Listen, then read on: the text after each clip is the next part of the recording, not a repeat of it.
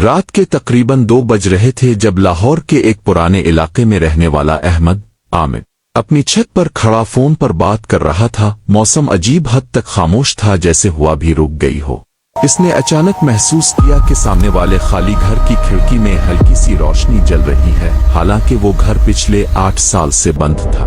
लोगों का कहना था कि वहां एक खानदान पुरअसरार तरीके से गायब हो गया था। अहमद ने पहले तो नजरअंदाज किया, लेकिन फिर इस रोशनी में इसे एक साया हिलता हुआ नजर आया, जैसे कोई अंदर चल रहा। इसका दिल तेजी से धड़कने लगा, मगर तजस्सुस ने इसे वहीं रोक लिया। इसने जूम करके मोबाइल कैमरा से देखने की कोशिश की तो एक लम्हे के लिए खिड़की के अंदर एक औरत का चेहरा नजर आया। सफेद बेजान चेहरा और सीधा अहमद की तरफ देखती हुई अहमद के हाथ कांप गए और फोन उसके हाथ से गिर गया। जब उसने दोबारा ऊपर देखा तो खिड़की बिल्कुल खाली थी। अगली सुबह अहमद ने ये बात अपने दोस्त फहद को बताई तो वो हंसने लगा और बोला कि तुमने कोई हॉरर वीडियो ज्यादा देख ली है।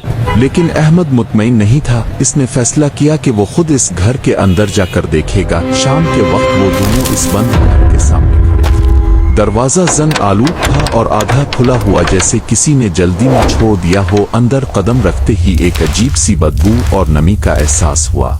दीवारों पर पुराने हाथों के निशान थे, जैसे किसी ने बाहर निकलने की कोशिश की हो। फहद अब थोड़ा संजीदा हो चुका था, मगर अहमद के अंदर अजीब सा खौफ और कशिश दोनों मौजूद थे। जैसे ही वो अंदर बढ़े, ऊपर वाली मंजिल से किसी चीज के गिरने की आवाज आई। दोनों एक दूसरे को देखने लगे। ऊपर कोई है, अहमद ने आहिस्ता से कहा। वो सीढ़ियां चढ़ने लगे। हर कदम के साथ लकड़ी चरचरा रही थी, जैसे घर खुद उन्हें रोकने की कोशिश कर रहा हो। जब वो ऊपर पहुंचे तो एक कमरे का दरवाजा आहिस्ता आहिस्ता खुद ब खुद बंद हो गया। फहद घबरा गया और बोला, चुल्लू यहाँ से निकलते हैं। मगर अहमद ने दरवाजा खोल दिया।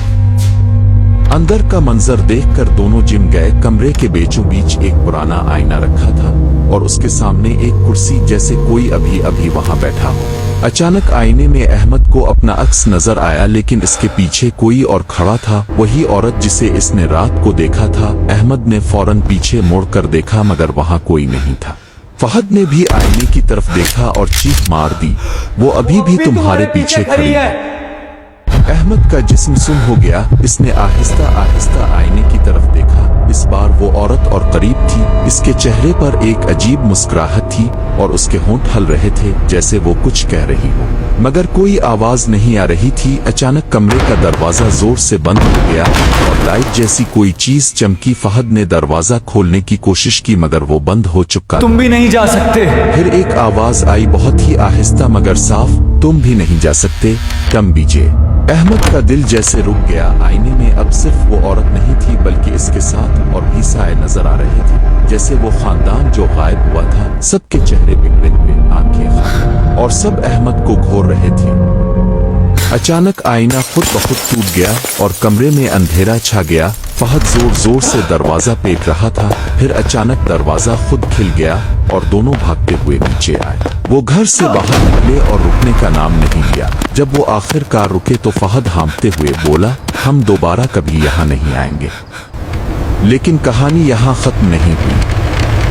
इसी रात अहमद अपने कमरे में अकेला बैठा था। इसने मोबाइल उठाया और गैलरी खोली। वो वीडियो जो इसने छत से बनाई थी इसने प्ले की। शुरू में सब नॉर्मल था, खाली घर, बंद खिड़की। लेकिन चंद सेकंड बाद वीडियो में वो औरत नजर आई, मगर इस बार खिड़की के अंदर नहीं। वो अहमद के पीछे खड़ी थी।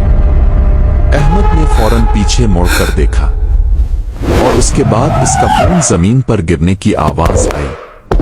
अगली सुबह अहमद अपने कमरे में नहीं था। दरवाजा अंदर से बंद था और दीवार पर एक ही जुमला लिखा था, अब तुम भी हमारे साथ हो। अब तुम भी हमारे साथ हो, अब तुम भी हमारे ही हो।